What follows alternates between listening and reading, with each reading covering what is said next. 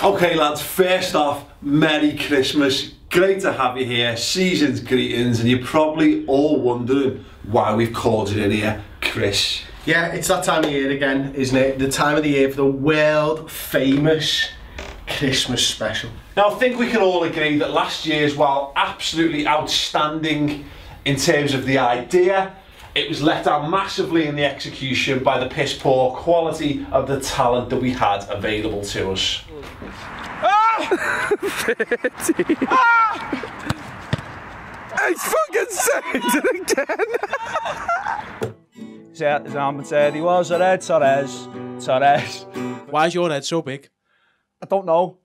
Would you rather have sex with the world's ugliest woman or the world's fittest man? World's fittest man. I love quick question. Who do you support, Everton or Liverpool? So, we have just been kicked out the park. Terrible. Yeah, listen, those lads have all moved on now. They've gone on to bigger and better things. They were absolutely terrible. You know, they've progressed their careers, but you guys are the worst, Paul. What even was that, Lewis? Who was he? What was he?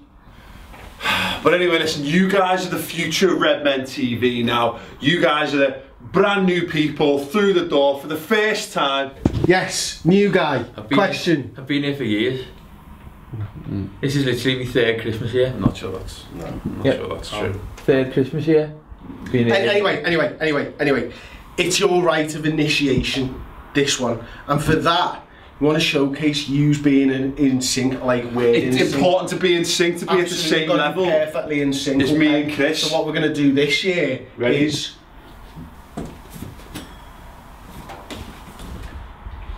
sing a new Write and produce a Mo Salah. Write and produce a new Mo Salah song. Anyway, look, it doesn't really matter, it doesn't matter. You've got the day, I want you to come up with something fresh, new, strong, innovative. I want you to dazzle us. Dazzle us, yeah? Dazzle! Go on, man, what are you waiting for? Dazzle us! Dazzle! Dazzle! Dazzle! Dazzle! Dazzle.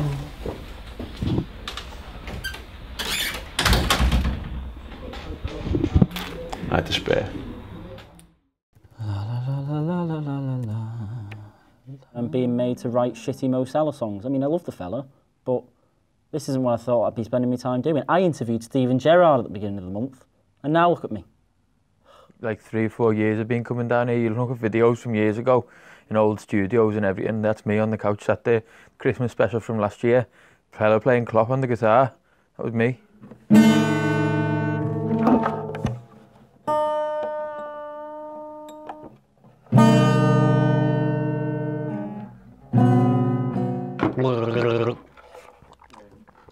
Pickle, pepper.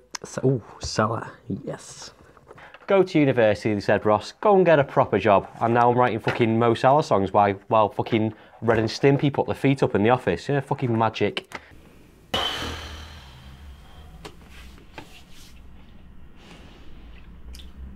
Anything we can be doing? I mean, I guess we could shoot an incredible video, edit it, upload it, and try and grow the YouTube channel. Shoot it! I don't even know how to turn the cameras on anymore! How could we ever upload it? Oh my god. Oh. Good one, Paul. Oh no. Should we shoot a video? Yeah. Make Tom edit it? Yes. Yes. Sound. Transfers. So, January coming up. Let's take some questions. The first one's obviously going to start around Virgil van Dijk because he's the one that's most likely to be talked about. Yeah. So Count Cube asked us on Twitter, given Southampton's form and amount of goals conceded with him in the team, is Van Dijk the answer to our... That's been doing your head in, hasn't it? Did they go to flashing every time he turned Yeah, yeah, but I didn't notice it when I first sat down, and then I looked across at you and I could just see them flashing. I was like, I'm not dealing with that again. It's not the final word, so this is the Christmas special. You get to peek behind the curtain of my idiosyncrasies. Yeah. So is Van Dijk the answer to our problems, or has his injury done him in? I don't know whether his injury's done him in. I hope that he's the answer to our problems. It's a hopeful time of year, Paul, isn't it? You know, a time for forgiveness as well, if nothing else, so we can forgive him his poor form, because he wants to come to us. The fact is, Jurgen Klopp thinks he's the right man for the job. Presumably. Presumably, yeah. There's rumours that Pep Guardiola thinks he's the right man for City. There's rumours that Conte thinks he's the right man for Chelsea. Now, if Paul and Chris sat on a couch in Liverpool have decided that he's not because he's been in a bit of poor form, I know who I'd side with. It wouldn't be me and you. I would back us in most situations in life. You know, the greatest manager that potentially ever lived, or could go down as the greatest manager that ever lived, in Pep Guardiola. Guy who's won the Serie A and Premier League in Conte, and the greatest Liverpool manager of the last 2 years in Jurgen Klopp. Yeah, no, you're right.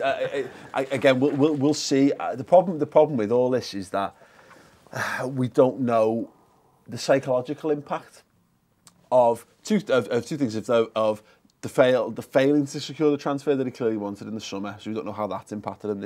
We don't know how much the change of management has impacted whether Southampton are just crapper in general. You know, we were chatting about this before. We don't watch Southampton, nor could we if we even wanted to, because. So, yeah, and equally, you know, that was a very long injury layoff last season as well. So it's definitely done him in the short term. You don't go from not playing from January till what, a month into the season pretty much, without it taking you at least as much time to get back into the swing of things. Also, you've missed pre-season as well, haven't you? And that's the hardest time to recover from missing almost as a footballer, because that's when you set your body up for 9 months of Premier League football and stuff. So you have to be very, very smart. I don't think Southampton are in a position whereby they could just leave him out. You know, we might be in a position, let's say with Adam Lallana, where you take a little setback and you just take him out for 3 weeks and it's fine. You make sure that his recovery's right. The way that Southampton were performing at the start of the season stuff, I don't think they had that luxury almost. Listen, his injury could well have affected him, and it could make him a worse player, but I don't think we'd know now. I think we'd know come the end of the season whether that's actually had the thing, because it just takes that much time, because there's so many other mitigating factors for him being in poor form right now that you can't categorically say, I don't think, as a fan, one way or the other. Yeah, and just in terms of the form and whether he's still the answer and stuff, he definitely possesses stuff that we're lacking in the back. You know, he's just a big fella. He's good on the ball. He's commanding in the air. He's got, and look, we thought Lovren was kind of all these things, and he is on his best day as well to some extent. We will never know the true consistency of a footballer until we get him and work on him. Is the thing as well. I just think in terms of the raw materials that he's got. And we're talking raw materials about guys like, 26, to be fair. But I'd bank Klopp and the team to make him better either way. It's just whether, I'm not sure how realistic it is in January. We've done a lot about this. The track record, particularly under this ownership as well, would suggest that we're not likely to go big in January. But I have an inkling that we will make moves. I'm just not sure they'll be for this window. I can understand why you say that, but I would have a guess that regardless of us not putting a bid in August, that money was earmarked for Van Dijk, and I don't think we bought anyone that said, all right, we're not spending the Van Dijk money on Alex Oxlade-Chamberlain, for example. I don't think anyway. Again, I'm just guessing there. Like, so what that says to me is they were waiting for Southampton to come in on deadline day and go, here's the price that you need to make. We didn't spend that money, so that money stands to reason, to me anyway, that it's available in January. So if Southampton come in and say you can now bid for him, then I think we probably would. Yeah, it'd be interesting to see whether that happens, whether it's moved on, because it's interesting. Carragher and John Terry were discussing this on Monday Night Football at the start of the week, and about how it's not really worked for Southampton as well. Like, there's a difference between keeping Phil Coutinho and him performing at the highest level. And there's a real tangible benefit to Liverpool digging their heels in with that one. And whereas you look at, it's not really working for Alexis Sanchez at Arsenal, and you know the Van Dijk thing in a different level. There's like 50 million quid that Pellegrino could have gone and spent on players to make that team better. It's cutting off. They've cut off the nose. You've said it for ages and ages and ages when you've talked about centre backs, and you've always said that like you can get a £5 million or a £10 million centre back playing really, really well and stuff like. Now I think Van Dijk's a cut above, and I think the reason that clubs like Liverpool and Manchester City and Man United spend so big on centre backs is that I think there are levels. And for the style of football that the bigger teams in the Premier League playing in Europe, you do need someone who's a footballer as well. Yeah. But for what Southampton are doing with the two centre-halves, the two midfielders, the full-backs, all that, you can probably get a Johnny Evans. He'll do a great job in there as well, and we've seen him do that for West Brom this season as well. So whether some of his talents aren't utilised in Southampton, that's why I think the big money's going to be spent on Van Dijk. So I'd guess, going back to your point, is the 50 million, 60 million, 70 million, whatever it is, Pellegrino will back himself because he's got an ego. All managers have egos. He'll back himself to go out and spend that money wisely and improve his team. Yeah. On the thing, I thought it was an interesting point actually. You're talking about like specialists. We're at a level now where we've got lads who we've got there to improve, but as we've seen with Salah, as we saw with Mane, there's something to going and getting lads who are in the prime and getting getting those good years out of them right here and now, not having to worry about developing them up to the point. Because I think there's a period, an age period where players can go either way. Yeah. You know, even if you've got a great team with great at improving players, psychologically it might not click. It's just they might go through a last growth spurt that you don't know about and all this kind of stuff, and it can impact them. Whereas there's a bit more of a, you've got a clear idea of people's ceilings by the time they're 26 or 27, but equally you've got a clear idea of them as men and where they're going to be in the lives and what have you. So, and again, I was watching that video last week of City goalkeeper Ederson. And the way he passes the ball around, and you realise that if you play a certain brand of footy, there are certain positions on the pitch where can't scrimp on. Exactly, you just need to go out there and good. It's like it's like anything. If you buy a house, there's loads of ways that you can fill your house with IKEA furniture. And you can decorate it in a whole host of B&M wall stickers if you want to, but there are certain things in your house that you can't afford to scrimp on. It's like the boiler, you know what I mean? You need to make sure the boiler in your house works. You need to make sure the front door locks. All these things that you just don't get with IKEA furniture. No, exactly. IKEA just don't. Unfortunately, IKEA boilers not as good as you'd expect. Question comes all the way, guys. Yeah. A question comes from @Toro Holman. Should Liverpool have a look at Wilf Zaha this transfer window? Do you like Wilfried Zaha as a player? Listen, here's the thing. I always feel like a fucking fraud talking about transfer ins and players in the league that I don't see week in, week out. I would never profess to be a football expert in any way, shape or form, but my knowledge comes from watching Liverpool. You know what I mean? That any little bit of knowledge that I've got comes from watching the lads every week.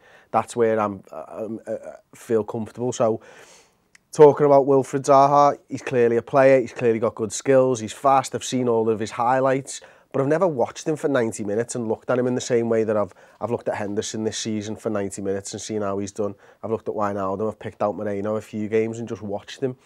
I don't get that. I don't want to do that with other players, and you couldn't anyway without going to the frigging games. Yeah. And when Liverpool are playing Crystal Palace, I'm certainly not watching Wilfried Zaha for 90 minutes because he might have the ball for 2 of it, and then you just look at him. So, from what I've seen from Match of the Day, you know, for the last few years, yeah, great footballer, technically gifted, all that type of stuff.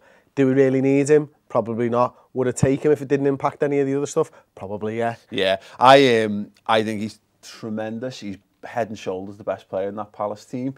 He's talismanic for them. Now, it's mad because it didn't work for him at Man United. Just, you know, a bit too soon, a bit too young, and you know, whatever. We talked about this, you know, just going back to getting a measure of the man. I think there's a clearer, you can get a clearer measure of him, of a man now. Now, we've seen this happen with players sometimes where they go somewhere, they come back, and then he might be a great big fish in a small pond, and that's where he fits. Matt Letizia is a great example of that. I mean, I know he never did the transfer back and forth kind of thing, but he's stepped up. He's added, like, he just looks passionate. He's determined to drag Palace out of what they're in. He's obviously been handed almost like the main man role at Crystal Palace. Hodgson's just gone, mate, it's you go and be our go-to guy. And the amount of times he's pulled him out the shit this season, I really like him. We do not need him at all in that squad.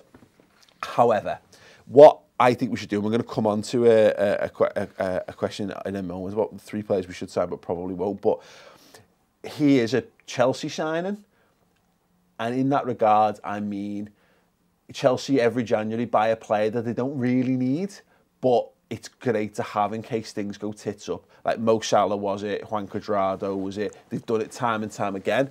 I would love Liverpool to just go and buy him in January if he's up. You know, if there's a little bit of a bidding war on him, keep him out of Chelsea, keep him out of a rival, put him in your squad, and he's just another guy who can do that pace, running behind, skill. He's just complement. He already fits into what we do in the wide positions. Again, I don't think we would, but that would be such a smart move in, like. Well, there's something to be said for there's just something to be said in City and Man United and Chelsea have been doing this for ages, is just make the other teams weaker. If that means picking off one of their players, sound, but if it means going picking off someone that they want, you're making them weaker. Yeah. It's the art of war, innit? Yeah, like, you know what I mean? Absolutely. Rockjock 1337 says, if you could have 11 clones of the same player on the pitch, who would you choose? Adam Lallana. You'd have 11 Adam Lallanas? Absolutely, yeah. Okay. I fucking love him, Paul. I think he's amazing. Like, I just think, like, the smart play is probably not going for Adam Lallana. No.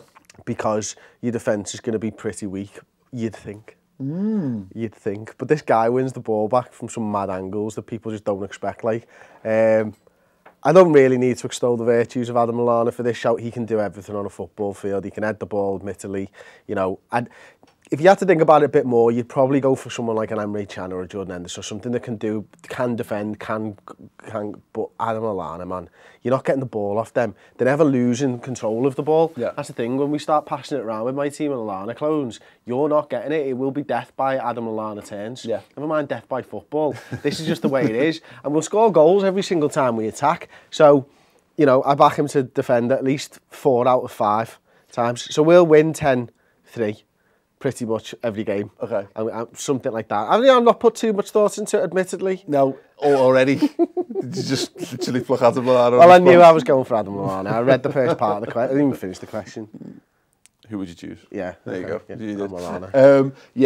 It's a similar. I think Bobby Firmino would be a good shout in the same Adam Lallana kind of He's probably better for defending corners, actually. If I was going for the all-round, though, I think you're looking at, I think it's a toss-up between James Milner and Gini Wijnaldum. Okay.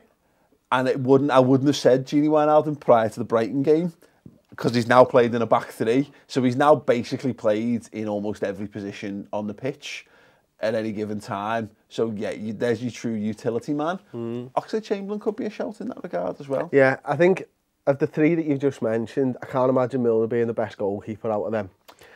He's just a little bit older. I don't think his reactions are, you know, bouncing up. Yeah. That's one of the hard skills of being a keeper. He's too small to be a goalkeeper. Yeah, so's Gini. Yeah, exactly. So's Adam, actually. Yeah, they're all too small to be goalkeepers, to be fair. But I don't know, James Milner, he strikes me as he'd be a solid pair of hands to go, wouldn't he? Like, you know what I mean? He would play, absolutely.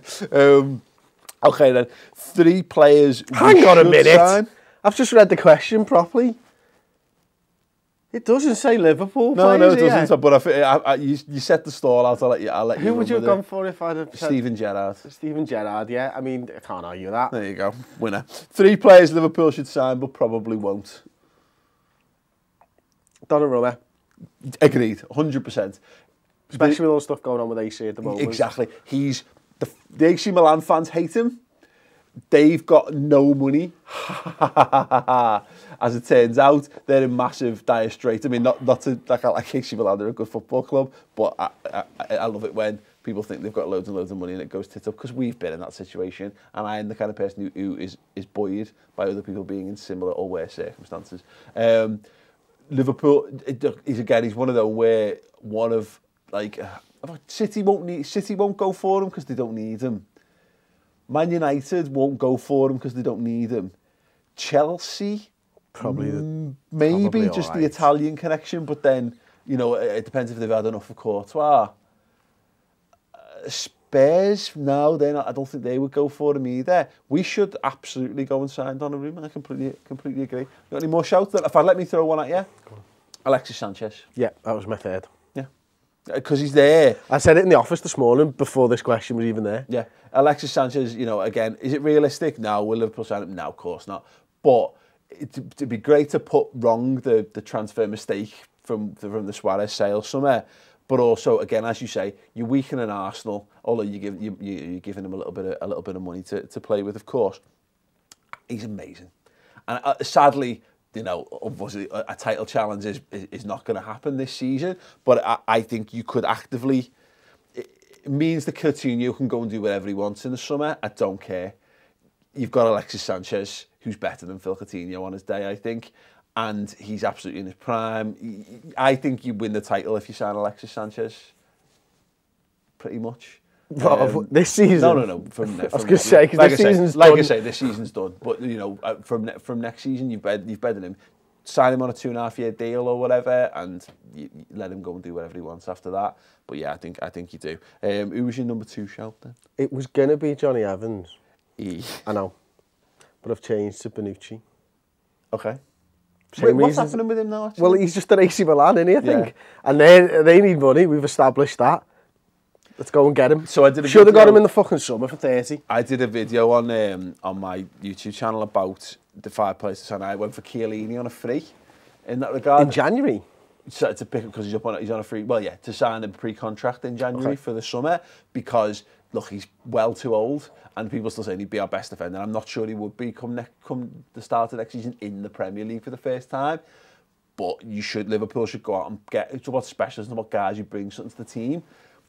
For me, this sounds incredibly offensive to Chiellini, but he's an obvious Ragnar Klavan upgrade.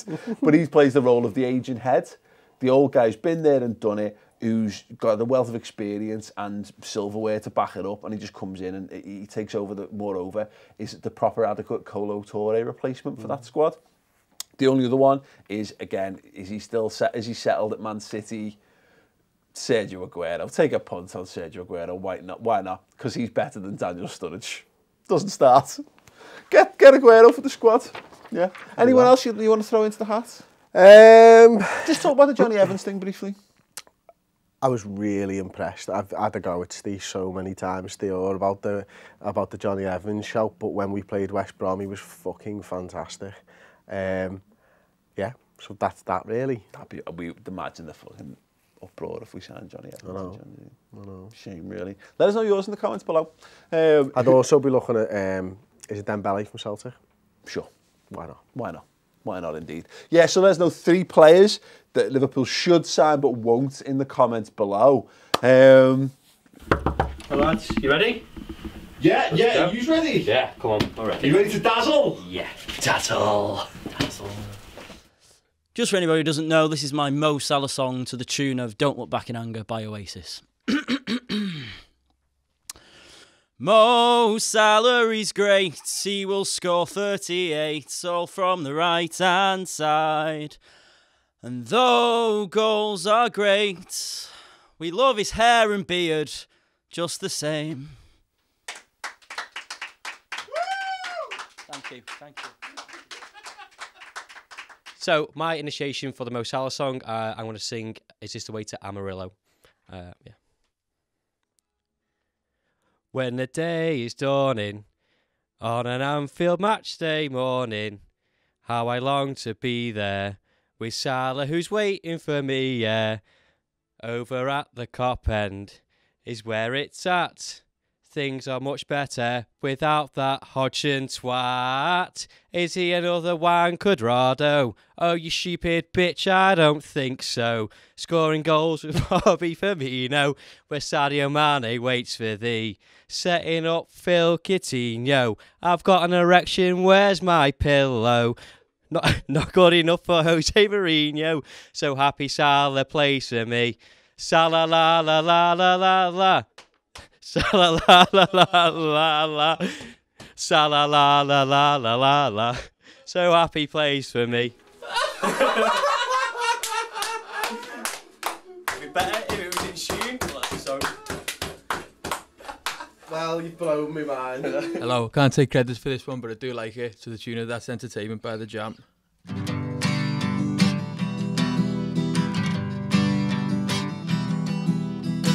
Sadio Mane and Philip Coutinho, Mo Salah and Bobby Firmino. That's entertainment. That's entertainment. Sadio Mane and Philip Coutinho, Mo Salah and Bobby Firmino. That's entertainment. That's entertainment. La la la la la. La la la la la. La la la la la.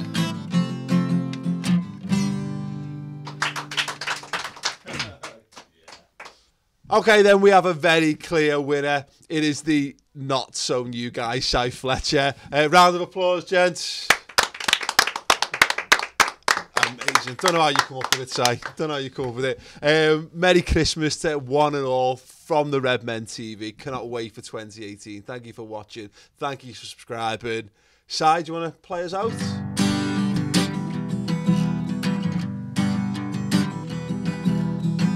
Sadio Mane and Philip Coutinho, Mo Salah and Bobby Firmino. That's entertainment. That's entertainment. Sadio Mane and Philip Coutinho, Mo Salah and Bobby Firmino. That's entertainment. That's entertainment. La la la la la la.